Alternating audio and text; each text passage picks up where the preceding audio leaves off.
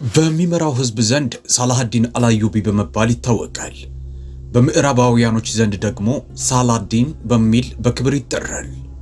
የሁለቱ ቅዱስ መስጊዶች ጠባቂ የሚለውን ማዕረግ የያዘ የመጀመሪያው ሰው ነው ሳላሃዲን።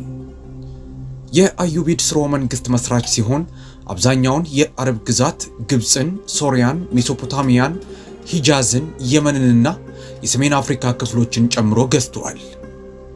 እንደ እውነተኛ የሙስሊም ጀግና የሚቆጠር ኢየሩሳሌምን በመክፈት ስሙን ሕያው ያደረገ መሪ ነው። ነገር ግን ከጀግንነቱ ከደፋርነቱና እንደ በሳል የሀገር መሪ ወታደርነቱና ጦር አዛዥነቱን ባሻገር በታጋሽነቱ በመሐሪነቱና በፍትሃዊነቱ ሰውነቱም በበለጠ ይታወቃል። ይህም ባህሪው በሚመራው ህዝብ ዘንድ ብቻ ሳይሆን በጠላቶቹም ዘንድ ዘላለማዊ ክብርን አስገኝቶለታል።